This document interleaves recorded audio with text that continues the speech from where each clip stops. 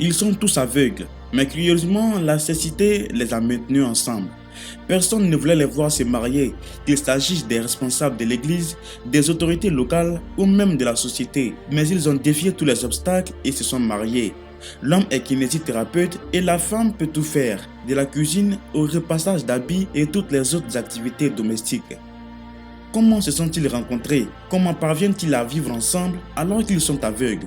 Nous allons passer aujourd'hui une journée dans la vie d'un couple aveugle. N'oubliez pas de vous abonner et d'activer la cloche de notification pour être directement alerté lorsque nous sortirons de nouvelles vidéos. Ils sont tous deux aveugles, mais ils ont décidé de vivre ensemble et c'est l'une des décisions les plus difficiles qu'ils aient jamais prises. C'est vraiment rare de voir deux personnes aveugles être en couple. Ils pensent que c'est le plan de Dieu pour montrer l'exemple au reste du monde. Ils disent qu'ils ne sont plus un fardeau pour la société désormais, car l'un prend soin de l'autre. Ils sont reconnaissants d'avoir fait des enfants épargnés de ces handicaps. Ils sont à leur côté et sont maintenant leurs yeux. Ils les aident dans tout ce qu'ils ne peuvent pas faire. Le mari est né en 1977 et en 2007, il s'est marié avec Nancy qui est née en 1979. C'est une famille qui a été bénie. Ils ont eu 5 enfants, le premier à 14 ans et le dernier à presque 1 an. C'est une famille où parents et enfants sont toujours en train de jouer et de s'amuser ensemble. Vous pouvez vous poser beaucoup de questions sur cette famille extraordinaire et c'est pourquoi nous sommes ici aujourd'hui.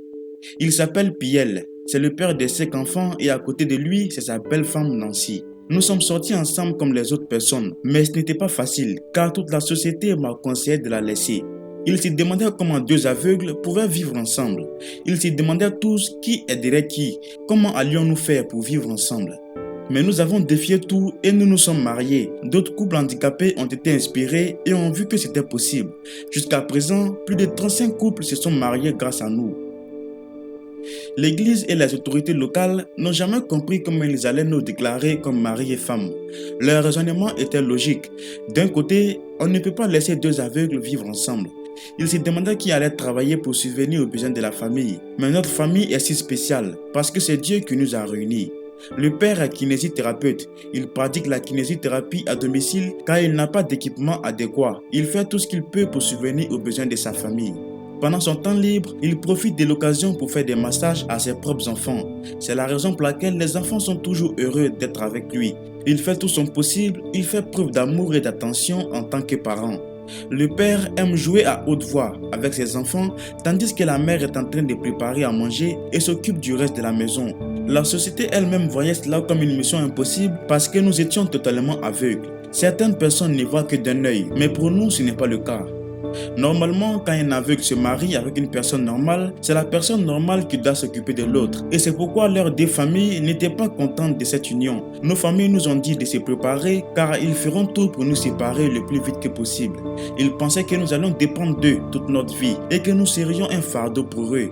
Mais comme on dit, l'amour est aveugle, tout comme nous. Ce qui est en nous est plus fort que tous ces commentaires négatifs. C'est de l'amour et c'est de l'amour pur. L'homme dit que sa propre mère voulait qu'il épouse une belle fille et normale en 1995. Il a dit que Dieu lui a créé une compagne qui lui conviendra dans les années à venir.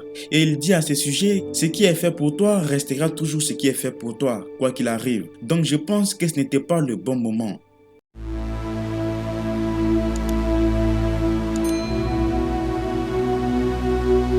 Bien que cela n'ait pas été facile, ces deux-là se sont finalement mariés comme vous pouvez le voir sur les photos. Ont eu un mariage mémorable et ont eu 5 enfants qui voient tous clairement. Mais l'homme dit que c'était le début de tous les défis auxquels il ne s'attendait pas du tout. Nous avons eu notre premier enfant et il est tombé malade. Et tout le monde se demandait qui allait emmener l'enfant à l'hôpital et comment allions-nous faire pour le soigner. Lorsqu'une telle chose se produisait, tout le monde s'opposait à nous pour voir comment nous allions amener notre enfant à l'hôpital. Nancy dit que pour devenir une femme, elle était prête à tout faire. À l'époque, pendant notre vie d'étudiant, on nous disait de faire des activités à la maison. Donc au moment où je me suis marié, je savais faire la lessive, nettoyer la maison, faire le lit, cuisiner et bien d'autres activités domestiques. Vous pouvez vous demander sûrement comment j'ai fait la cuisine. J'utilise mes mains comme mes yeux pour localiser et différencier les choses. D'abord, je dois savoir où se trouve chaque chose, comme la cuisinière et l'allumette avant de commencer à cuisiner. En tant qu'aveugle, votre endroit de vie doit être un repère pour vous. Vous devez savoir où chaque objet qui vous entoure se trouve. Par exemple, je sais dans ma tête où se trouve la casserole, ce qu'il faut toucher et ce qu'il ne faut pas toucher. Il faut être surtout prudent comme pour le repassage des vêtements qui demandent une attention maximale. Vous devez garder cela à l'esprit et vous assurer que vous n'ajoutiez pas un autre handicap en plus de ce que vous aviez. Les deux se sont rencontrés dans une école qui enseigne les personnes handicapées, où ils étaient camarades de classe. Ce fut le début de leur incroyable histoire d'amour. Comme on dit, ils sont tous nés normaux, mais ils ont ensuite été infectés par la rougeole qui les a rendus aveugles. La femme dit qu'elle et ses frères et sœurs ont tous été affectés par la rougeole et sont devenus aveugles. Mais plus tard, ses frères et sœurs en sont morts et elle est restée aveugle pour le reste de sa vie. Elle a ensuite été envoyée dans une école qui enseigne les personnes handicapées. Après notre rencontre, je suis tombé amoureux d'elle, pas à cause de son apparence ou d'une raison visible puisque je ne peux pas voir. Je suis juste tombé amoureux de sa personnalité et nous nous sommes mariés plus tard. Je savais que je serais le chef de famille et je devais m'occuper d'elle. Elle se souciait tellement de moi à l'école. Elle prenait mes notes et faisait la lessive pour moi. C'est tout simplement ce qui m'a attiré chez elle et m'a fait penser qu'elle pourrait être une partenaire parfaite.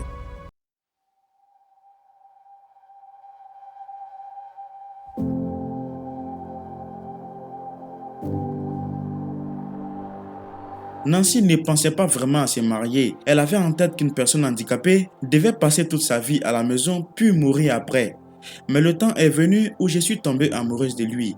Quand nous avons terminé nos études secondaires, nous avons gardé notre lien et nous nous sommes mariés plus tard. Nous sommes maintenant heureux de voir nos enfants ici et nous remercions Dieu pour cela. L'homme dit qu'il avait un emploi en 2007 en tant que kinésithérapeute, mais l'entreprise a été arrêtée en 2013. J'ai continué à me battre pour la famille. Maintenant, je n'ai pas de travail permanent et nous vivons par la grâce de Dieu. Nos enfants sont maintenant nos yeux et nous sommes bénis de les avoir. Nous nous assurons qu'ils vont à l'école et qu'ils aient une bonne éducation. À ce sujet, j'ai étudié et j'ai obtenu mon diplôme en 2019. J'ai un master en éducation spéciale, mais le problème est que depuis ce jour, jusqu'à maintenant, je suis au chômage. Il a fait aussi des études en langue et en linguistique avant de se former en kinésithérapie. Mais le problème que j'ai est le manque d'équipement professionnel. Mais je dois utiliser tous les moyens possibles pour que mes enfants puissent survivre. Nous avons beaucoup d'idées en nous, mais toujours pas de travail. Nous avons besoin d'un capital pour investir dans cette entreprise de kinésithérapie. À partir de là, nous pourrons survivre et élever nos enfants. Les fonds qui permettront d'aider cette famille seront donnés via GoFundMe, un lien qui se trouve dans la description de cette vidéo et épinglé dans le premier commentaire par Beckham. Merci d'avoir regardé la vidéo. Mon nom est Beckham. N'oubliez pas de vous abonner et à la prochaine.